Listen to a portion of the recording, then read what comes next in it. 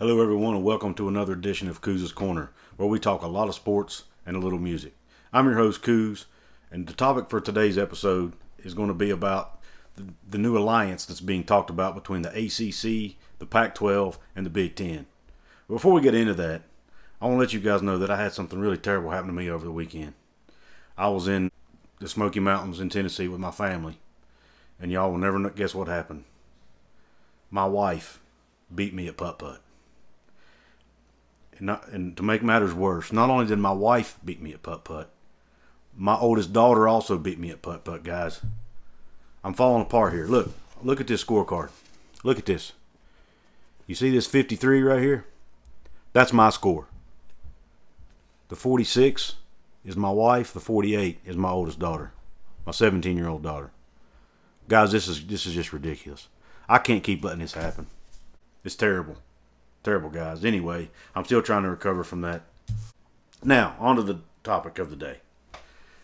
It was reported today by The Athletic and several other major sources, including ESPN, that the talks of an alliance between the Pac-12, the Big Ten, and the ACC will apparently be released potentially as early as next week. So this is serious, guys. These talks are apparently more than talks. Apparently there's something, a lot more going on here. And what's this alliance? What is this alliance? It's not a merger. It's not a conference merger, we don't think. But what they do think it is potential scheduling alliance in the future.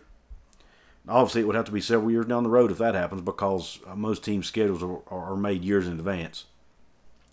It could also be a merger or an alliance rather, that will allow these conferences to have more votes and more say in college football playoff expansion, and in other governing issues that used to belong to the NCAA can now switch over to this alliance between these three conferences, and then you'll have the SEC as well.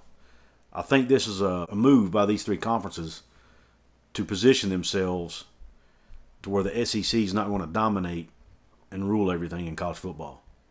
They don't necessarily have to merge to do this, but what they can do is if they all three are marching to the beat of the same drum or pulling in the same direction, as they say, then the SEC is not going to control everything. These conferences will all have a louder voice in the room. So what's this mean for West Virginia? Does this hurt West Virginia's chances of getting into the ACC? Most of the quote-unquote experts say yes, it does. It means that these conferences aren't going to expand and not going to add any new teams. I don't think that's necessarily the case. Now, let me tell you why.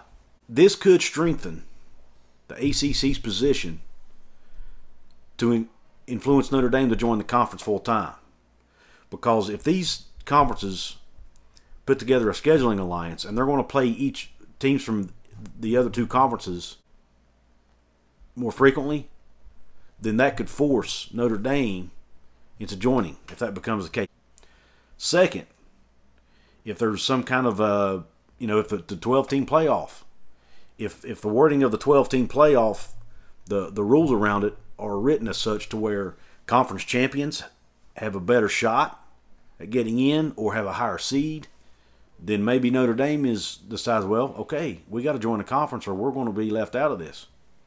And keep in mind, Notre Dame, if they decide to join a conference before the year 2036, it has to be the ACC based on their agreement with the ACC. So the ACC could have an upper hand here to get Notre Dame in, and if they get Notre Dame in, they're going to need another team to make it even. And West Virginia is the obvious, most reasonable choice for that. Now, the talking heads at ESPN and these other networks would not say that. They think that West Virginia basically has no shot. I disagree with that. I really think that West Virginia has a legit chance to get in the ACC. I feel confident that Dr. Gee and Shane are working behind the scenes to get us in the ACC, and I think they will. I really hope they do, and because if not, West Virginia could get left out to dry with the rest of the teams in the Big 12. And I'll tell you, and another shocking thing is this proves, these three conferences forming a potential alliance proves that the Big 12 are probably going to either fall apart or become more of a non-Power 5 conference, because Bob Bowlesby is not involved in these conversations. And here's why I think that is. I think when Bob Bowlesby made that move to send that cease and desist letter to ESPN, it left a bad taste in a lot of people's mouth because it shows that Bob Bowlesby, A, could be willing to take legal action if there's something he doesn't agree with. And I think it just made him look desperate, maybe. Made the Big 12 look desperate, made him look desperate. I think it was a really bad move on his part to do that, I'll be honest with you. I think it put the Big 12 in a worse position than they were already in. I think it showed a little bit of sour grapes on his end. Yes, what Texas and Oklahoma did, could it be said it was that they lacked integrity or was unethical? Maybe. Maybe it could. But illegal? I don't know, man. I'm no legal expert, but I just think it was sour grapes on Bob Bowlesby's part to make that move. And I don't think it was a great idea because you could have made ESPN mad, which is a potential business partner for TV contracts. You could have made all the other conference commissioners and school presidents look at you and go, man, I don't know if we're going to deal with this guy. He might sue us if something goes wrong.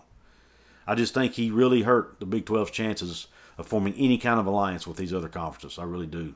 So I put the blame on Bob Bowlesby here. Maybe I'm off base, but I really think it lays at the feet of him if they get left out at the end of the day. But as far as West Virginia goes, I think they still got a good shot. I really do. I don't have any sources. This is all just opinion and conjecture on my part. But at the end of the day, I think West Virginia ends up okay. I think we land in the ACC as part of this alliance deal. It would put the alliance at 42 teams if you include Notre Dame. It's an even number. And I think it works for everybody. And I think it gives the other three conferences a fighting chance against the SEC when it comes to governing college sports, when it comes to the Big 12 playoff expansion. It gives everybody an equal vote.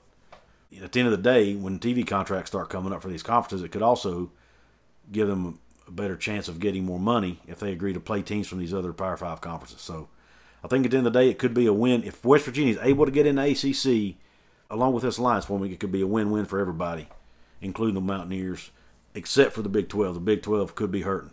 I hope you guys liked the video. I kind of rambled on this one tonight, but listen, this is big news. The college football world continues to get shaken up. Bombs continue to be dropped in the college football world, and it just solidifies how important this move of Texas and Oklahoma going to the SEC was. Started things rolling, and the snowball is going to continue to roll down the hill. And we'll see where West Virginia lands in all this, but I really am confident that they're going to be okay. Hope you guys enjoyed it. Please like and subscribe. Thank you.